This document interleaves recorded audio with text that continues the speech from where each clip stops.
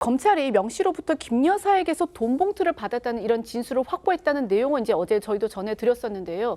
이후 이 복수의 언론 보도를 통해서 이 명 씨가 이 돈 봉투를 받은 시점이 2019년 9월, 그러니까 국민의힘 이 대선 후보 경선을 치르고 있을 때라고 진술했다는 그런 내용이 추가로 전해지기도 했습니다.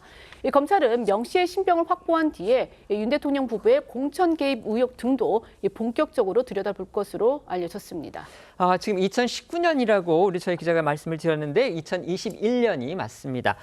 검찰이 앞서 녹취가 공개된 윤석열 대통령과 명태균 씨의 전화통화 당일, 그러니까 2022년 5월 9일에 당시 국민의힘 대표였던 이준석 의원이 먼저 이 명 씨한테 윤 대통령이 김영선 전 의원의 경선을 해야 한다고 하더라. 이런 내용의 문자를 보냈다는 정황, 검찰이 확보했다는 내용 저희 어제 전해드렸었죠. 관련해서 오늘 이준석 의원이 해명을 내놨습니다. 네, 관련 보도들이 쏟아졌을 때 이준석 의원은 해외 일정을 소화하고 있어서 입장이 나오지 않았었는데요. 오늘 새벽에 귀국한 직후 인천국제공항에서 이 취재진들과 만난 자리에서 이 관련 의혹에 대해 생각을 직접 밝혔습니다.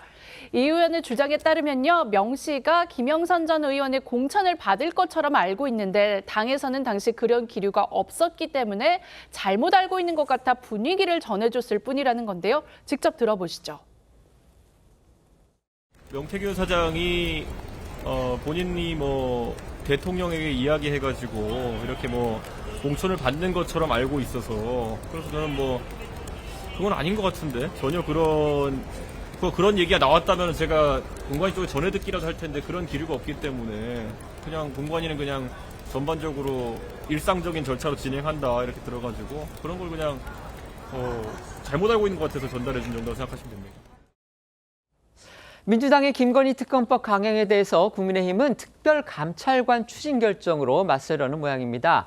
여당이 이제 개파 간의 이견 없이 합의로 이 특감관의 추진을 이런 걸 결정을 할 걸로 지금 예상이 되는데요. 그렇다면 이게 과연 이 특검법과 관련한 여론 흐름에 어떤 변수가 될 수 있을지, 이게 지금 주목이 됩니다. 어떻게 예상하십니까? 아마 국민의힘에서는 특감으로 특별감찰관을 임명하는 것으로 특검법에 대한 여론들을 반전할 수 있다라고 기대를 하는 것 같은데요. 저는 글쎄요, 그 기대에는 공감하기가 어렵습니다.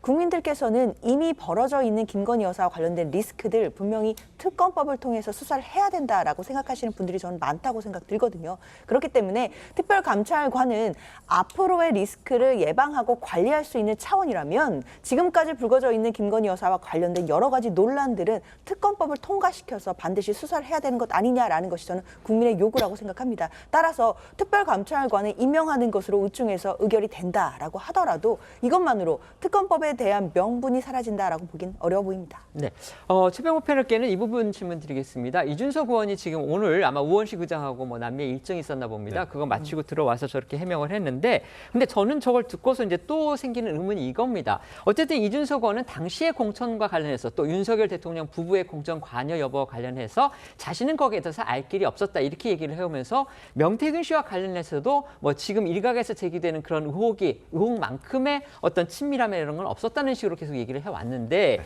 지금 오늘 해명한 걸 보면 자기가 먼저 명태균 씨한테, 지금 명태균 씨를 사장이라고 부르고 있습니다. 그 대통령 얘기에서 공천 받는 것처럼 명태균 씨가 알고 있길래 본인이 그거 아니다라는 분위기를 설명하기 위해서 먼저 얘기했다. 지금 이렇게 지금 설명을 하고 있는데, 이것 자체만 놓고 봐도 집권당의 대표가 그거를 갖다가 정치권 밖의 인물, 그것도 지방의 한 사람한테 이것까지 알려줄 필요가 있었을까, 이런 의문이 솔직히 들거든요. 이건 어떻게 봐야 됩니까? 그러니까 이준석 의원이 지금 설명한 부분은 앞뒤가 좀 안 맞지요. 그게 왜 그러냐면요. 2022년 5월 9일 0시 20분에 명태균 씨한테 카카오톡을 하거든요. 네네. 근데 5월 9일이라는 거 잘 생각해 보시면요. 5월 10일 다음 날 오전 9시에 이미 전략공천으로 발표가 되도록 예정이 돼 있어요. 그렇습니다. 그렇죠. 네. 그러면 하루 전이에요.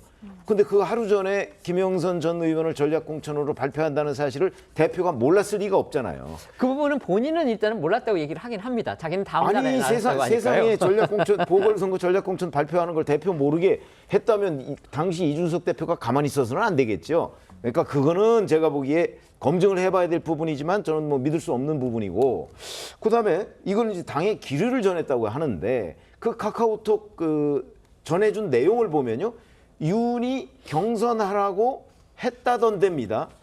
기류가 아닙니다.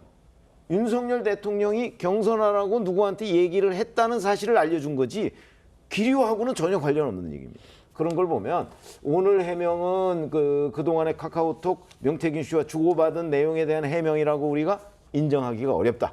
그러면 왜 해명을 이준석 대표가 저렇게 했을까? 이 의원이 그 제가 보건대는 자꾸 본인의 역할을 축소하려고 하는 부분이 뭔가 크게 작용한 것 아닌가? 아마 이제 검찰이 곧 부르게 될 테니까 거기 가면 이제 진실의 벽에 전 부딪힐 거라고 생각합니다. 이준석 의원은 검찰이 부른다면 나가서 자기가 알고 있는 사항을 다 얘기하겠다 이렇게 또 오늘 밝혔기 때문에요. 그 부분은 저희가 또 나중에 지켜보도록 하겠습니다.